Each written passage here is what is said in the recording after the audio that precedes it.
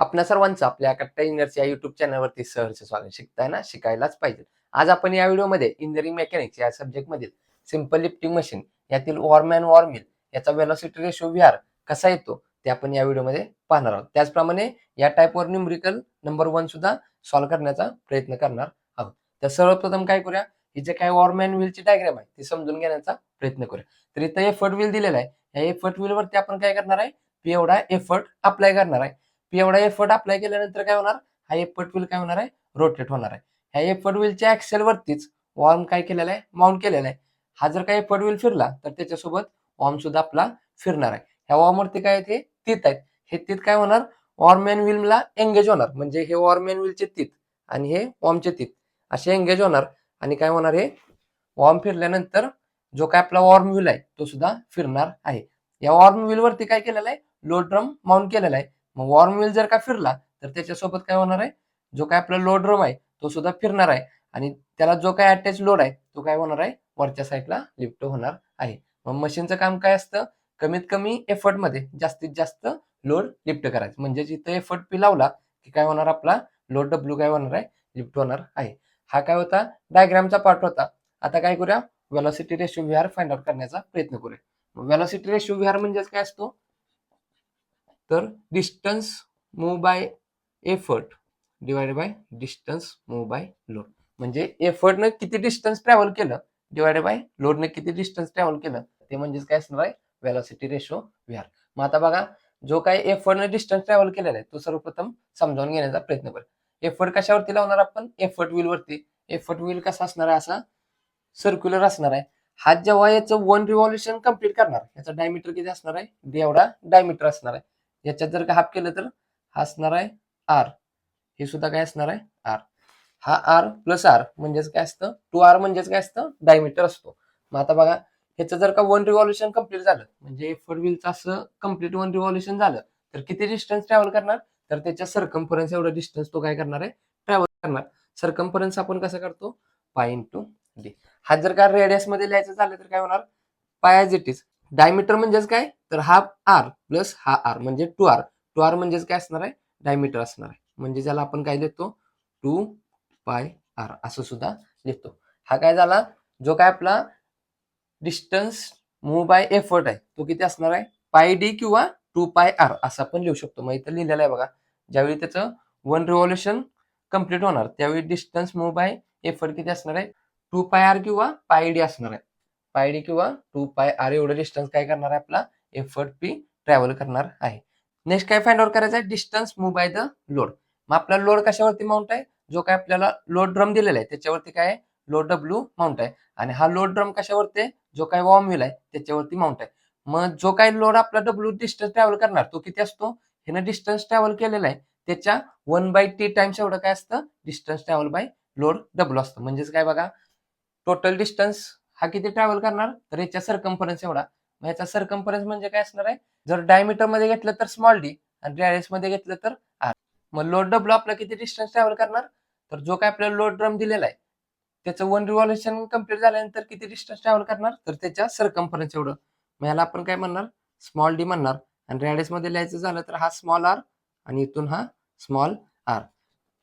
याचं 1 रिव्हॉल्युशन म्हणजेच काय असणार आहे, सर्कम्फरन्स एवढं डिस्टन्स असणार. ते आपण कसं काढतो, पाय डी.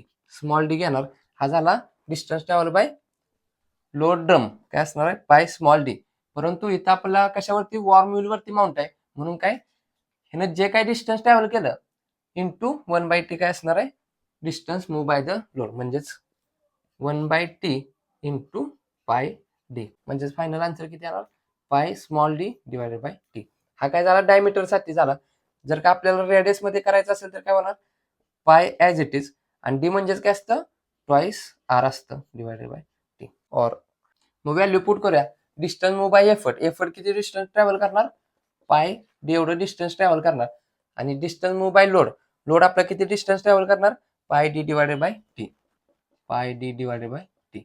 हा टी इकडे डिवाइड आहे, इकडे आल्यानंतर काय जाणार, न्यूमरेटरला जाणार. म्हणजेच T pi capital D divided by pi small D. ह्या पायला पाय गेट कॅन्सल, आन्सर किती राहिलं, T capital D divided by small D. ही बघा आन्सर इथं, T capital D divided by small D. मग डायमीटर म्हणजेच काय असतं, twice R, R plus R म्हणजेच ट्वाइस आर, ट्वाइस आर म्हणजेच काय असणार आहे, डायमीटर असणार आहे. मग इथे व्हॅल्यू पुट करूया, T as it is. Diameter म्हणजेच काय असणार आहे, ट्वाइस आर. कॅपिटल टी असल्यामुळे कॅपिटल आर घेतला, आणि स्मॉल डी म्हणजे काय असणार, ट्वाइस आर स्मॉल आर. इथं स्मॉल डी ला small two to get cancel, answer काय राहणार, T R divided by R. बघा इथं capital R T divided by R. इथं एन म्हणजे काय, जर का आपल्याला इथं वॉर्मचे नंबर ऑफ टीथ जर का सिंगल असेल तर एन 1 पुट करायचा. जर का वॉर्मचे नंबर ऑफ टीथ 2 असतील तर इथं 2 व्हॅल्यू पुट करायची. जर का वॉर्मचे नंबर ऑफ टीथ 3 असतील तर इथं 3 व्हॅल्यू पुट करायची. आता आपण कशासाठी घेतलेलं आहे, consider the worm is single threaded.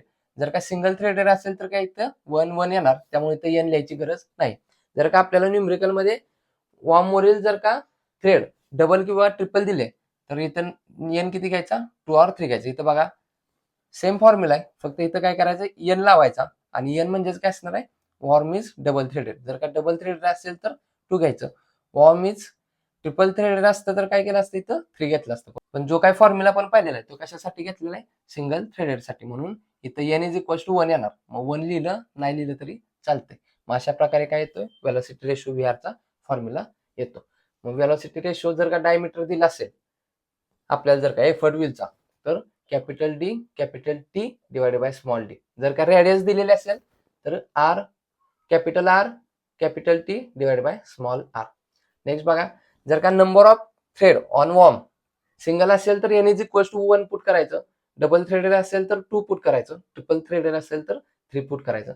बाकीचा same to same formula replace होते.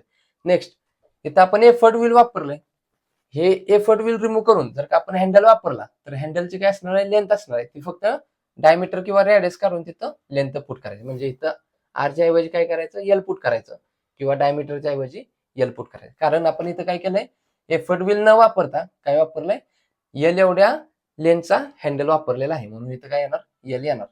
मग आता बघा, हे फॉर्म्युल्याच्या आधारे काय करायचं, आपल्याला न्यूमेरिकल सॉल्व्ह करायचे आहे. ह्या गोष्टी पाठांतर करण्याची काही गरज नाही. जर आपल्याला व्यवस्थित डायग्राम लक्षात असेल तर आपण इझिली या व्हॅल्यू फाइंड आउट करू शकतो. म्हणजेच काय असणार आहे, डायमीटर म्हणजे जो काही एफर्ट व्हील दिलेला आहे त्याचा डायमीटर इंटू टीथ. ह्या जे काय वॉर्म व्हील आहे ह्याच्यावरती किती टीथ आहेत ते T divided by small D याचा डायमीटर. जर रेडियस मध्ये असेल तर जो काही एफर्ट व्हील आहे त्याची रेडियस इंटू टी म्हणजे वॉर्म व्हील वरचे टीथ डिवायडेड बाय ह्याची रेडियस. जर का लेंथ हा पार्ट न देता त्याच्याऐवजी जर का हँडल दिला तर काय करायचं, L into teeth divided by इथली रेडियस येणार. अशा प्रकारे हे फॉर्म्युला लक्षात ठेवायचे, त्याच्या आधारे हा न्यूमेरिकल सॉल्व्ह करायचा. आणि हा एन म्हणजे काय, ह्याच्यावरती जर का सिंगल थ्रेडेड असेल तर 1 घ्यायचा, डबल थ्रेडेड असेल तर 2 घ्यायचा, आणि ट्रिपल थ्रेडेड असेल तर 3 घ्यायचा. म्हणजेच इथं जी काही एन पुट करणारा व्हॅल्यू 1 2 किंवा 3 जसे आपल्याला विचारले असेल त्याप्रमाणे सॉल्व्ह करायचे. जर का काहीच दिलं नसेल तर काय असणार आहे, सिंगल थ्रेडेड असणार आहे. तर आता यावर आधारित न्यूमेरिकल नंबर 1 सॉल्व्ह करण्याचा प्रयत्न करूया. For a worm and worm wheel म्हणजे स्पेसिफिक मशीन दिलेलं आहे, वॉर्म अँड वॉर्म व्हील. याच्या रिलेटेड जो काही वेलोसिटी रेशोचा फॉर्म्युला आहे तो अप्लाय करून काय करायचा आहे, आन्सर फाइंड आउट करायचं आहे. डिफरंट मशीन दिली असती तर त्याच्या रिलेटेड जो काही वेलोसिटी रेशो फॉर्म्युला आहे तो अप्लाय करायचा आहे. The number of teeth on the warm wheel is. हा जो काय वॉर्म व्हील आहे याच्यावरती नंबर ऑफ टीथ आपल्याला दिलेत ते आपण कशाने डिनोट करतो, कॅपिटल टी ने. इथं गिव्हन मध्ये लिहूया, गिव्हन मध्ये काय दिलंय, टीथ किती दिलेले आहेत, 78. The diameter of the effort wheel. हा जो काही एफर्ट व्हील आहे याचा डायमीटर दिलेला आहे आपल्याला, तो किती दिलेला आहे, डायमीटर डी 400 mm. तो सुद्धा नोट डाऊन करूया.